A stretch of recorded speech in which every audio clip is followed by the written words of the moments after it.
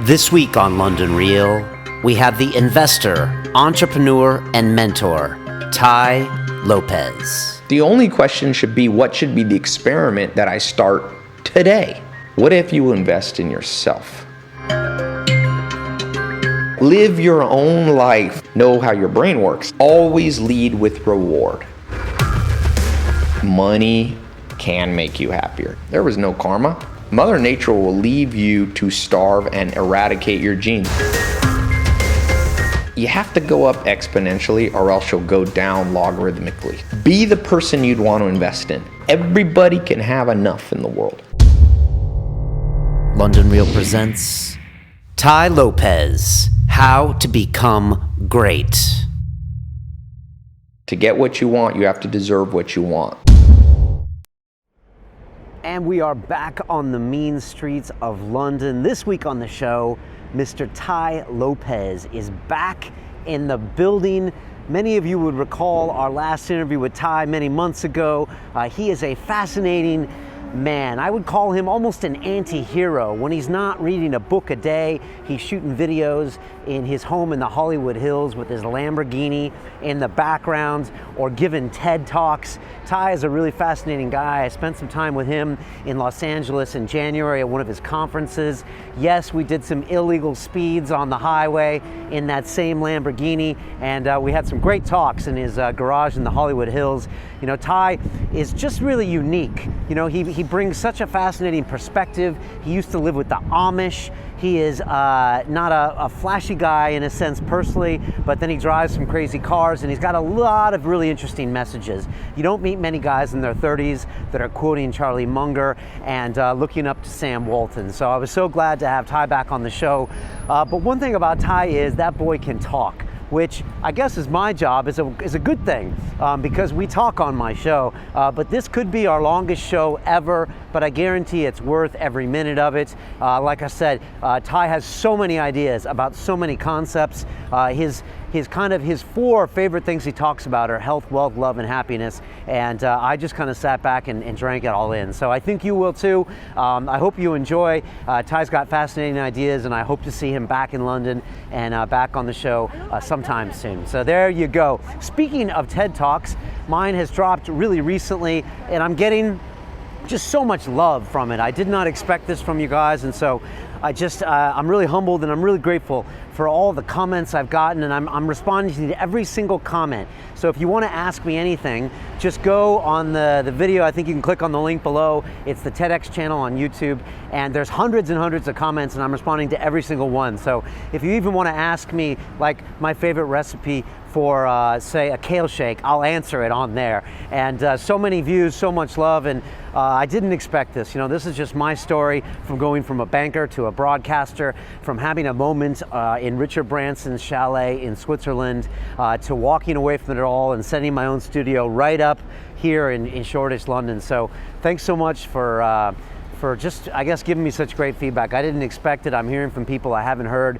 guys I went to school with at MIT, old piano teachers, relatives, and people that early on supported me in the show. So just thanks so much for that. And let me know what you think of the show, the TED Talk. If you don't like it, just let me know and leave some comments. So much love on that scenario as well. And finally, before I let you go, I just wanted to give some big love to one of our long-term supporters, and those are the folks at Bulletproof. I just sipped some of their fantastic coffee, and they also have an amazing book out, which is The Bulletproof Diet, which is Dave Asprey's personal story from being massively overweight and, you know, really having problems with a lot of molds and toxins, to really cleaning all that up and finding the diet that works for him. So it's definitely worth a check out. He's also going to be blogging for us very regularly now on londonreal.tv. So check that out as well. You can get the book at orderbulletproofdietbook.com. You also get a free cooking book, 10% off one of your purchases, and you support the guys that support our show. So big love going out to those guys. I serve that drink for every single London Real guest, and they all love it 100% of the time. So it's all good. So there you go. I've been releasing my short videos, my vlogs, and most people seem to like them. But if you want to ask me something, or if you want me to film something special, just let me know, and I'll make it happen. I'm kind of having fun. You wouldn't expect it. I'm a little shy sometimes in front of the camera, but lately I've been pulling my phone out everywhere and just doing them. So thanks so much for that. I appreciate the TED love in a huge way. And that's it, man. Stay tuned. Subscribe if you're not subbed. Check out the great blog posts on our website. And now I leave you with the one and only Lamborghini toting, book reading, Hollywood Hills living in, Tai Lopez. This is London Real. I am Brian Rose. My guest today is Mr. Tai Lopez, who is a millionaire mentor. You're the entrepreneur power influencer. You're an author. You're a keynote speaker. You're, I think, a messenger of knowledge and maybe a reluctant guru of some sorts. I don't know. I was watching you yesterday at the Ace Hotel, and it was fantastic to be there and listen to you talking to everybody. You love books. You surround yourself with books. Your book club, I think, is second only to Oprah's in size. You lived with the Amish for 2.5 years. It was really interesting being at the Ace Hotel yesterday, where you had packed out the house. I want to talk about that stuff more. People are still talking about your episode when you were here 4 months ago. So Tai, welcome to London Real. Thanks for having me. It was good seeing you yesterday too. Yeah, no, it was really impressive, and it was just, it was just nice to see you get up there and talk to people, in a day where it feels like everyone is trying to kind of be a self-help guru. You seem like the guy that doesn't want to be that guy, and you just want to get information out there. And so I think people really relate to that. And I sat back there for 2.5 hours, and I was taking notes, but I was really getting ready for this talk, but I was also taking notes into everything you said. So it was good stuff. I'd love to talk about all of this stuff, so I'm going to jump in here. You like to quote Seneca a lot, who's the Roman Stoic philosopher, and you were talking yesterday about how he was saying that, he had some thoughts about if you focus too much on wealth, and you were talking about your credo, which is the good life, which is health, wealth, love, and happiness. Right. And Seneca said some things about that, and I know you mentor some people, and you were mentioning how you mentor some guys that are, billionaires, and some guys in London, and one guy said he looked at wealth as a scorecard, and you were like, that might not be the healthiest thing. And I was wondering if you could talk about that, and then why you think Seneca is still relevant, and are we too obsessed with wealth? Well, I would say yes and no. I would say, so, I was talking yesterday about the 25 cognitive biases. Yeah. So our brain, especially when it comes to the conversation about money, one of the cognitive biases that really kicks in is either pain avoidance, which is the second most powerful cognitive bias, the scientists say, and then another one is delusion bias. So that's another, it's called pain avoiding. Charlie Munger calls it pain avoiding delusion. So when you bring up the subject of money, people generally go from one extreme to the other. Aristotle talked about the mean, the middle. That's where you find the answer. So I don't know that the world overemphasizes money. I think the world might overemphasize conspicuous consumption, which, the latest research is that money can make you happier. You can buy happiness with money. Daniel Kahneman, Princeton, Nobel Prize winning guys. This isn't pseudoscience saying there's a marginal, reaction in our brain to wealth. So I talk about this kind of pyramid of wealth in the world. You have at the very bottom Donald Trump debt. Donald Trump said at one point, I was $9.2 billion in debt. I walked past a homeless man and realized that homeless man was $9.2 billion wealthier than me. So then it goes from there into scarcity. So Kahneman says under $75,000 a year. Right, that's the point. That's the inflection point. Right, and then there's a marginal return, but it keeps going up between $1 million. Even at $10 million, you will get a bigger return in the happiness zone of your brain than $1 million. The thing is, though, and what the research and people sometimes forget this, is on the way to creating wealth, if you ostracize friends, if you end up lonely, that's a one step forward, two step backward situation. So when you talk to people want to always point to some anecdotal thing. Well, what about this guy that made a lot of money and hurt a lot of people? Well, what does that have to do with anything? There's a lot of poor people that hurt people too. So, in addition to the 25 cognitive biases I talk about, I'm starting to talk a lot about logical fallacies. And so in these logical fallacies, it's called one of the fallacies is the straw man fallacy, where we make a very poor argument for the opposition and then we beat it up. So, well, you're just saying money's all that matters. And nobody's arguing that. I don't know one wealthy person that would say, well, my health doesn't matter. I could just die and I wouldn't care. Of course people care about physical health. The problem that each of us face, that you face, that I face, is life is a juggling act. And you can only juggle so many balls. Like Confucius says, the man who chases 2 rabbits, ends up with none.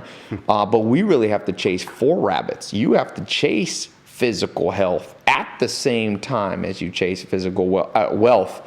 At the same time that you balance, Dunbar's number, this 150 social connections, people don't realize it's more than 150. The reason our brain is tuned in to this 150 number, this size of a village 75,000 years ago or 50,000 years ago, is that, and Matt Lieberman talks about this in Social, to connect with 150 people, it's not just you connecting to 150. You have to balance and modulate and understand the 150 relationships between each. So your relationship with Brian, but I also have to know how you're getting along with Maya and what Maya thinks of you. So 150 relationships is actually 10,000. Okay, but if you do the permutations. All right. So we got to juggle that act, and then you have to juggle this pulling together into some level of feeling of fulfillment. So when people oversimplify, I always think of Albert Einstein. You should make things simple, but not simpler than they are. Whenever somebody says, well, the answer is, wealth doesn't make you happy. Well, sorry, that's too simple of an answer. Right, because it will to a certain extent. So are you a logical guy? Because yesterday you were talking about, things I remember from my science fair project, and I'm a trained engineer, not to drop names, but from MIT, and so I was drilled down this whole research, hypothesize, experiment, analyze results, and rinse and repeat. Yes. But you don't come off as like a tech guy. But that's something that you see as humans. We usually go the other way, which is anecdotal evidence, and make decisions based on that. Yeah, because another of the cognitive biases is our tendency, there's a good article in Tilson Funds it's a speech I think Munger did at Harvard, where it's our superpower reaction to solving cognitive dissonance. So whenever we see, for example, somebody more successful than us, our brain immediately wants to resolve the dissonance. We don't want to say, maybe I have no idea why they get. We want to resolve it. So how do people resolve it? They go, well, that person cheated. Right. Oh, no, that person had a lucky break So we're always solving dissonance. That's why religion is such a powerful force, because it resolved cognitive dissonance, the greatest question of all. What happens after we experience dissolution of the body? As Freud says, our pain comes from 3 areas. First is the dissolution and decay of the body physically. The second one is our battle with nature, hurricanes, physics, getting hit by a car. And the third is our inner relationships with other people. But we want to solve all the dissonance. When we see somebody that we don't know, we want to snap judge them. We see someone taller or shorter or a different amount of melanin in the skin. What do we want to do? We want to go, let me solve the cognitive dissonance. What we don't want to say, and what you must do, and what you learned at MIT, is you have to go, well, let me say it this way. When I meet people, I generally know if I would invest in them or not. And this is, I can't even say it in words. I meet people who, when they are exposed to something they don't understand, their attitude is, And then I meet other people that go, meaning curiosity. Okay. The world is better now because of a handful of curious people. Some of them are scientists. Some of them aren't. Some of them are Martin Luther King Jr. Some of them are people who go, something's wrong. That's the first of the 7 steps in the scientific method, which is you ask a question. Right. The second one is they're willing to go, which means the humility to research and ask questions. Then right. A lot of people don't even do that. A lot of people just generalize and go on. Most people People only really do number one. They ask a question and then they skip past hypothesis, which is number three. They skip to one that doesn't even exist. I mean, conclusion. What can we really know? I talk about this in the 67 steps. I say, one of the big problems in the world, in my own brain, let's not even talk about other people. Let's talk about one of my problems. And I think it's shared with everybody, is that the other way to say this cognitive dissonance is I have a black and white mind. I want to resolve things in a black and white way. If you bring up politics, I want to go, oh, no, it's not the liberals. I want to resolve it. What I don't want to say is I have no idea, and I'm willing to spend 18 months open-mindedly trying to figure it out. That's such a, people want to be enlightened. I'm like, that is enlightenment. And it's provable. Every great thing that we experience, every technology, everything that makes us live longer, all comes out of that mindset, the non-black and white mindset. So the word I use now is accurate. So if someone comes to me, I know last time I was on the show, I got some flack for talking about ayahuasca, whether it's healthy to not use. So what I would say to people is, my opinion is not, you shouldn't think of it whether it was right or wrong. It's, am I more accurately describing what makes humans achieve what they want to achieve? My opinion was, and still is that even if mind-altering things like LSD, DMT, ayahuasca, or any kind of biohacking is effective, my opinion about what about opportunity cost? When you're doing that, is there something you could be doing that's more efficient at getting you what you want? So if you want to lose weight, is the place to start with a biohacking idea? Is the best place to start with kettlebells doing 3 or Fitbit or whatever biohacking tool? If you want to biohack your brain, what really works? What's efficient? Because one of the cognitive biases that cause us to make mistakes is misweighting, meaning doing the wrong thing, the right thing in the wrong order. For example, what makes humans healthy? What could I take away from you right now that would cause instant death? We know oxygen. So when you're trying to be healthy, you have to start at the top. It's like Maslow's hierarchy. So you start there. What about sleep? Sleep certainly is in the top 3 or 4 things. Taking a multivitamin is number 98 or 19. But people want to sell you multivitamins because it's harder to sell sleep. So the whole world is misweighted. Sure, ayahuasca may give you a level of enlightenment that you might not. I decided I always like to read disconfirming evidence. Right. So I've been reading Aldous Huxley's The Doors of Perception, or one where he talks about psychedelics. But I would still contend, by evidence, who are the people whose ideas changed the world? It's Stephen Hawking sitting in a wheelchair, writing books with his eye, starting with first things first. And I think first things first is what messes up. And I think it's primarily from a consumer world that can make money on multivitamins, but can't make money on telling you, go to bed earlier. Right. Sleep 8 or 9 hours and see what percentage of human health care costs would go away if people started at the top? Make sure you get enough air. One of the things, you gotta be doing enough cardio that you're breathing enough to breathe in enough air. I mean, I'm no expert on each of these things, but I think every doctor would agree.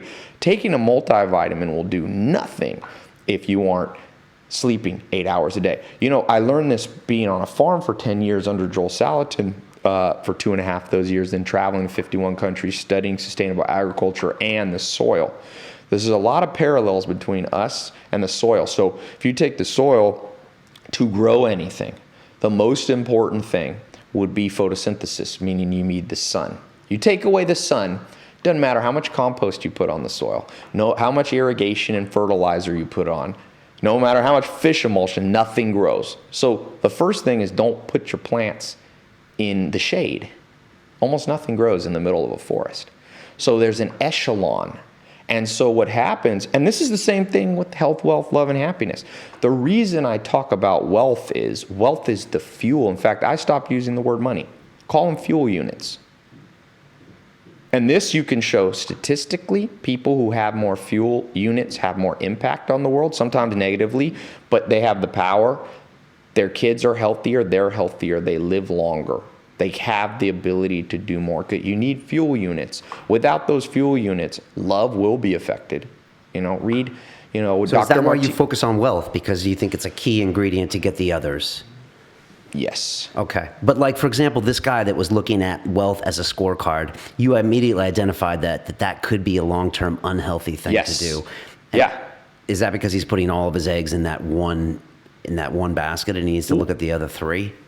I think it's more just about science. So conspicuous consumption. I just started this little Lamborghini I know, series. I was about to ask you. You're the walking paradox and walking conundrum because you talk about the dangers of conspicuous consumption, and Tai just launched a great series, by the way, where he's driving around in his Lamborghini in LA talking about some of your teachings. Yeah. So where does that come in? So I've had all kinds of cars. I was sleeping on a couch with $47 in my bank account, and I started as an entrepreneur years ago, and I saved up enough. And the happiest I've ever been on a car when I bought a used Mitsubishi Galant. I remember driving it over to my girlfriend at the times and going, "Look at this." It was like a $6,000 car. First car? Or First car that I bought. Okay. Really. Right. I had a junky car given to me when I was a little younger. But so I've lived at the Amish for 2.5 years with a horse and buggy. Right. And you were saying yesterday you learned a lot from those people. Oh, yeah. The Amish are maybe the best people I've ever met. You said you learned something fascinating. I was listening to yesterday, and you said that these people value work, as in that is something that's just like air to them, as in it's something to be proud of, it's something to look forward to. Right. You said they punished a little boy by not allowing him to come to the fields, and he was just like, oh, man. Yeah, Joel Salted used to say, you know what's wrong in the world? People punish their kids. Well, you have to do the dishes for a week. What did you once again, what neural pathways have been rewired by that one discipline? Work equals pain. You know why education system doesn't work now? It has nothing to do with the points that people bring up, in my opinion. The reason education system doesn't work, they forgot about the 25 cognitive biases. Instead of leading with reward, they lead with pain. Tests.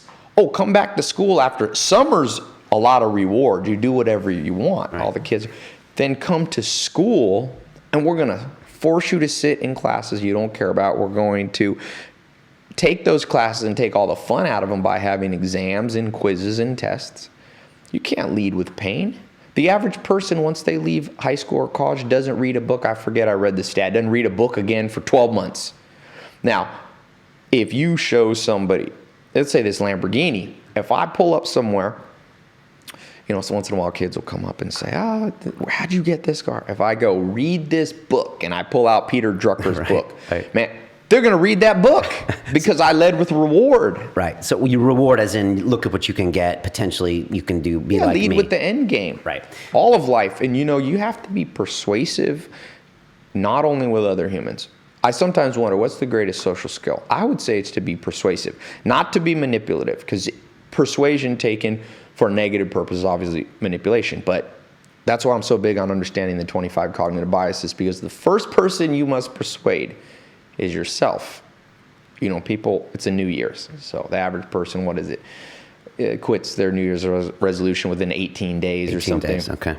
I forget, you read different I've seen it in the gym because most people stop for 3 weeks, 4 weeks, yeah. Yeah, so why? Well, most people, you're leading with the pain. I'm going to do more crunches. Arnold Schwarzenegger's dad, the genius dad of all dads. Son, Arnold's 5 years old. Before you can eat breakfast every day, 3 push-ups. Arnold's brain is not the brain that you and I have when it comes to physical, working out. And that's why we don't look as good as him when in his prime. So his dad led with the reward. His brain now associates, and for years and decades, and maybe even his whole life, has led with every time workout is the greatest thing I can ever do. And so the Amish, the greatest compliment, you even hear the word Schafe, which in German, the Amish speak German, means worker. So if a boy wants to marry a girl, And, he asked the dad permission. You don't really have to ask permission in the Amish, but they kind of do sometimes. First thing that dad's going to talk about among his family is, well, you'll know if you're the girl that your dad gives you the blessing, or your parents give you the blessing, if they go, oh yeah, he's a shafa. And it's like, that the worker, the man, that's the pinnacle of success. So it's in the language, which is the most subconscious Yeah, it's way. in the language. Yeah, it's powerful. So for us, the greatest quote of last year, I collect quotes. I've been collecting quotes since I was 2016. Maybe the best quote I've ever heard in my life. It's not as fancy, it's not as catchy. It's based, I've kind of refined it in a little bit my own, but Steven Pinker, the Harvard professor. We had him here. He was genius. Fascinating guy, yeah. And he, and my modified version is, you and I, Brian, have a perfect brain. Everything fires perfectly. The only problem, it fires perfectly for a world that hasn't existed for 75,000 years. So all our fears make sense when there's, saber-toothed tigers outside, when there's no electricity, when there's scarcity in the world. Right, and the same with our eating habits. All our eating habits. If you could design your own children now, you would remove the hunter-gatherer's first urge in food, which is to seek out honey. Dr. David Buss says, from the Hadzas in Tanzania to the Ashe in Paraguay to any tribe that he studied, they look for honey because it's a quick source of carbohydrate, energy. So we have a perfect brain for a world where you only can find honey every 6 months because it's so scarce. So if you could make your children, you would rewire every part of their brain. Right. And the core of what you really do is you try to deconstruct the human brain and just try to figure out what we're dealing with, and then try to understand it for what it is, right? That's kind of what the cognitive biases are about. Yeah. Well, what I try to do, because I'm not as smart as Steven Pinker or Charlie Munger, if I would be remembered for anything, it's just a person that got people thinking about great ideas from experts. I'm no expert in everything, and in many ways I'm not an expert in that much, but I do know how to read. I do have the ability maybe to boil things down a little bit easy, but really I want to be a catalyst. Go read, sometimes people argue with me. I'm like, great. Go read Steven Pinker yourself, man. Go read Charlie Munger. I didn't make $1 billion, Charlie. I made some money in my day, but I didn't make $1 billion. Let me ask you about another Tai Lopez paradox. Joe Salatin, one of your mentors, said, those who can't do, teach. Yes. And now you're teaching. Yes. But I'm not really a teacher still. So what are you? That's what's fascinating about you, I'm Tai. a businessman. I like being in the trenches. I bought 2 companies this year. I like direct response. I like subscription-based businesses online. I've always been a B2C guy, so most of the businesses, I have my hand in various businesses, some as the primary lead, maybe the CEO, but other times now just as a board member, advisor, Joel Salatin used to say, the reason, sometimes people are like, I haven't heard of you, Tai. That's because I was in the trenches for a long time, and I also came from a group of mentors that poo-pooed people that were just teachers. He used to say, if you can't do, teach. If you can't teach, administrate. That was his line. So I don't know if I want to be a teacher. But you're producing lots of content. I look at now, you got webinars every day. You do videos from your home with your books. You got the book club. You produce a lot of content. Because I'll tell you why. And, we live in an abundant world. And this is one of the big things. We have a brain that still lives in a scarce world. Right. Okay. By the way, going back to your very first question, the reason most people have such an abrasive topic to talk about money is because people have the perfect brain to be skeptical about money, because money represents, in some level, scarcity, right? The definition of money is scarce resources. In demand, scarce resources. Okay, yeah. I've asked every professor that I've ever met, and that's the best I could get a common agreement on.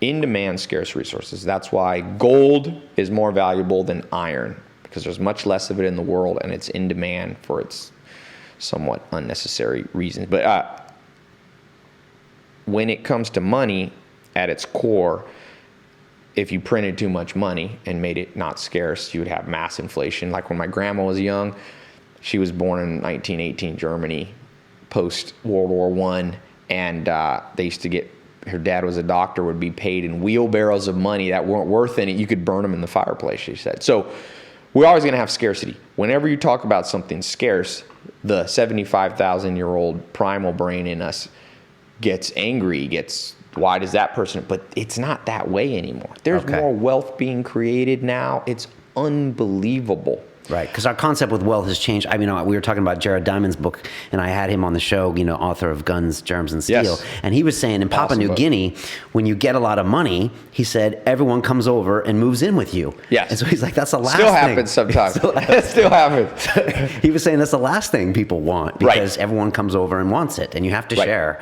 Right. So, well, now what I think happens is you can go out and make your own. I tell people, if you want to listen to one thing I have to say about money, the bar is so low.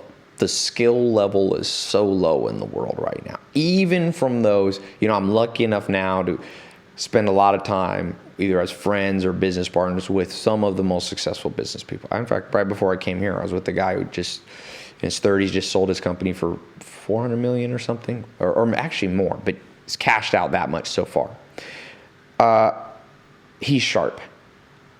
There's not that many sharp people. And even the sharpest of the sharp are still tricked and deluded by their own brain. It's almost impossible. But I think of it this way. There's a huge stallion horse running around a room. If you've ever been around a stallion horse, they will kill you. They are violent. If you stay in that room long enough in the corner cowering, that horse will eventually come around and kick you, pick you up. Horses will pick you up by the mouth, throw you on the ground. There's only one safe place. That's to throw a harness or a bridle and jump on that horse and harness it. So each of the cognitive biases, instead of having pain and anger and delusion about wealth when you see somebody wealthy, that guy did something wrong, or why is that guy talking about Why not go look yourself straight in the eye, look yourself in the mirror, and go, I did something wrong in my life. That person did something I wasn't willing to do. Then you take the pain, instead of pain turning into delusion of anger, you go, never again. When I was sleeping on a couch with $47 in my bank account, I remember $47, I had no college degree. I had lost touch with almost all of my friends. I had a few skills, milking cows, riding horses from the Amish. Okay. I read a book, Tony Robbins' line, and he says, when you succeed, you party, and when you fail, you ponder. But all great things come from pondering.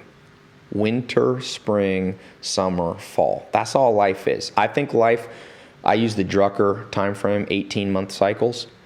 I think when you look yourself straight in the eye, honestly, and you never come out a winner until honestly you face the pain, you jump on the back of the horse, instead of it kicking you in the corner, you ride that horse right up the triangle, right out of debt into scarcity and right into financial independence, maybe to prosperity. And some people, not everybody needs to be a millionaire or a billionaire, but everybody can have enough in the world. Everybody can have enough.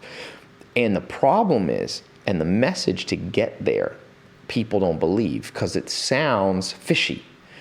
You have to spend your way wealthy. Right. That's what people don't get. Let's talk about that. This is the abundance versus scarcity. It doesn't get talked about that much, but it's a concept that's been thrown out there before. But not in this way. There's there's various religions that talk about tithing your way rich and things like this. And I'll put it this way. I believe you should just run everything experience. I read a book a day and I tell people read more. People sometimes argue with me and I say, before you argue with me, did you ever try this as an experiment? You're coming from the black and white mind. You're sure I'm wrong. You're trying to solve the cognitive dissonance. Why don't you try what I'm saying? Worst case, you'll have a few books on your bookshelf unread. And what will happen when you run enough experiments, you'll be like Thomas Edison, who died one of the most important people in history, with 1,000 patents some of which are the basis of all the things we're using right now, the video camera. Right. He said, sometimes it took me 1,000 experiments to get a patent. 1,000 experiments times 1,000 patents is 1,000,000 experiments. You, Brian, you run 1,000,000 experiments in your business, you will be a wealthy man. Tai, you run 1,000,000, you'll have all the money you need. You don't need everything. So I've run this experiment. Now, my experience alone isn't enough to prove something. It's too anecdotal. But one thing you can start with is proceed with logic. We have everybody, even the dumbest person, has an incredibly powerful brain, more powerful than supercomputers. So what can you do with money? The average person in the United States, I read, saves about $2 out of every 100 they make. So they're spending. So there's only a couple things you can spend money on. Most people I know spend more than they make. Yeah, but even then, they're spending on credit cards. Yeah. So there's still it's a postponed spending of someone else's money, obviously. The payback's postponed. So you can save your money to find abundance. What's the problem with saving? Well, if you put your money under a mattress, the economy spends your money for you in the form of inflation and devaluation of your currency at the rate of 3 to 4%. That's why Will Durant, the Pulitzer Prize winner, says no wise person ever saves to be wealthy. Now, let me put a big caveat, a big disclaimer. You must save because you must save, as John Wooden says, for the rainy day. There is a purpose for just saving, either under a mattress, probably not the safe place. But if you put it in a bank, when you put your money in the bank, what do they pay you now? 1%? Then they spend your money in the form of using your cash, and they lend it out at 7 or 8% or whatever. When you put your money and get 1% in savings, the economy is still spending at 3%, let's say in inflation, you're still losing 2%. So the money's being spent. So the unarguable fact is that only spending creates wealth, but it doesn't always create wealth for you. Right. So when you put it in the bank, it doesn't create wealth for you. Your wealth is devalued. Now you could then say, I will invest in the stock market. And there's some level there. The average return of the average investor is probably about 6%. When you subtract fees and so on over time, you're back down to 5%. You don't invest in the stock market, I take it. Oh, I don't. It's not that. I don't think of it black and white like that. Right, okay. People black and white. I say, think about it this way. Every hammer you have is great as long as you're only confronted with nails. Second, you get confronted with screws or bolts, that hammer will become your worst ally. So when people black and white say, no, it's the stock market that create wealth. Well, I say, does it really? Anyone on the Forbes list from trading stocks? The answer is nobody. Not at the top. There's people that take controlling interest of stocks. There's occasional arbitrage George Soros people, but there's no people getting wealthy in their 401k. You can save, but there's not wealth created. Not big wealth there's creation. not prosperity. And how do you live in abundance then? Well, then you move to the second thing people do with you can do with your money is you can spend it on RRD spending, I call it, Okay. which is rust, rot, and depreciating things. So people pay rent. So you're spending and wealth is being created, but it's for the landlord.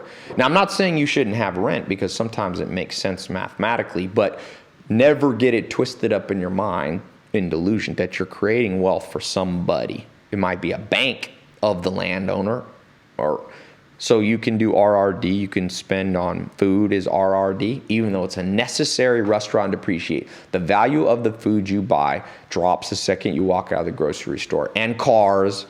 And even though I got the Lamborghini, the value goes up because it's used for a business purpose. It will create much more value. So what everybody should be looking for in life is what a good investor looks for, 10x on their money. 10x in 7 to 10 years. Food obviously keeps you alive. But again, I just read a book on Tyson Foods, creating wealth for other people.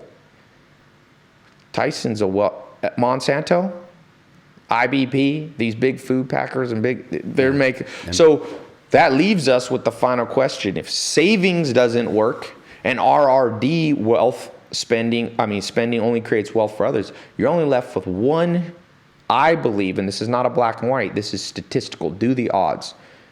What if you invest in yourself? Now, you spoke of Seneca in his book on the shortness of life. This is the resolution, the conclusion of that book. Most people never finish the whole book. But in the last chapter, he says, you can annex the wisdom and knowledge and experience of the world's greatest people. Annex, meaning suck it like a vacuum into you. He said, and this is a missed saying in that book. I've never heard anyone quote it. He said, it's as if they lived for you. So I heard a Bill Gates talk. Bill Gates said, sometimes I like to imagine that the whole world exists for me. And then he goes, and if it does, it's going pretty good so far. See, that's an abundant man. He realized abundance, and what he did is what Seneca said, annex the world for you. So you're watching this. If I have any good point, annex it for yourself. That's doubling down, investing in yourself. And all wealth comes from men and women who annexed the knowledge, wisdom, and experience of the ages of this world's most influential, intelligent, whatever adjective you want to use, right, into their own brain. So I tell people, if you make $100,000, drop $30,000 into your own brain. Now, everybody wants stuff for free. YouTube's good, it's for free. But sometimes you get what you pay for. So when I made, first business I ever did was with Joel Salatin. I don't think it was 50-50. I owned 20% or something. He put up the cash. I put up the work. I said, I'll work. A farm came for sale near Joel's, Duff Brown. And Joel, I overheard him talking to Duff, who said, I'll rent you my farm for free. I just want cattle and your sustainable agriculture and grass-fed beef cows there. And Joel said, sorry, Duff, I don't have anyone to do it. I don't have any time. And I said, that night at dinner, I lived with Joel for 2 years. I said, Joel, I'll do it. I was 18, I think.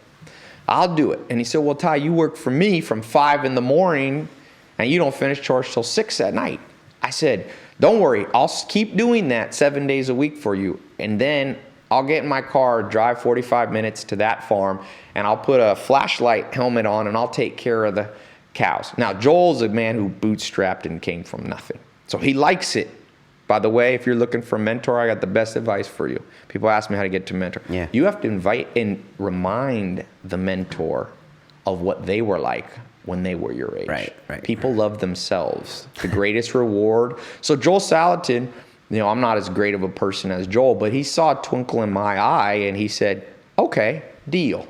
And for 9 months I did that, and we sold the cattle at profit, and my cut, I used to think it was 15 grand, but I just saw it. I was just at Joel's for Thanksgiving and he said, no, Tyler, it's 12 grand. I took that 12 grand and I spent it traveling. I've been to 51 countries. I went all around the world. I went to Australia. I met a famous guy who invented permaculture named Bill Mollison in a small island of Tasmania. And I drove and I spent all my money. I ran out of money in New Zealand. But there's 2 things I've learned in my experiments that you can't go poor doing. One, I don't think you can go poor giving to charity. I've tried it. I tell my CFO, I'm like, let's give a little bit more, I never tell people the amount. I think you should do it inconspicuous. You should hide it. And you can't get poor giving to charity. I've tested it. The more I put the percentage up, the more you get back. I don't know why. I don't know if it's some esoteric thing. I think it could just be in a world of 7.3 billion people with tremendous social connection that eventually the word gets out and doors open up for you. Okay. But my CFO was like, we shouldn't do this much. And then the next month, I'm like, it's the best month we ever had. So that's one. But second, I am convinced you could make $100,000, go live at your parents', and take $60,000 and invest it in your own brain in the form of books, traveling to mentors, courses, seminars, everything, anything. Oh, you have a seminar? Donald Trump, you do a real estate seminar? Oh, the upgraded version is $50,000. See, most people go, he's trying to sell me on something. I've bought everything. I've spent, I have not tallied it up, but I'm sure it's millions. Not once have I felt ripped off, because if you have the ability, there's a great book by Steven Johnson called Where Good Ideas Come From. He talks about why Bill Gates goes on a reading vacation. The mass accumulation of knowledge in your brain creates what I call, he doesn't call this, a pinball effect. The ideas start bouncing off each other. So the difference between one book and reading one book in a month and reading 10 in a day would not be, or 1 in a day and 10 in a day, is not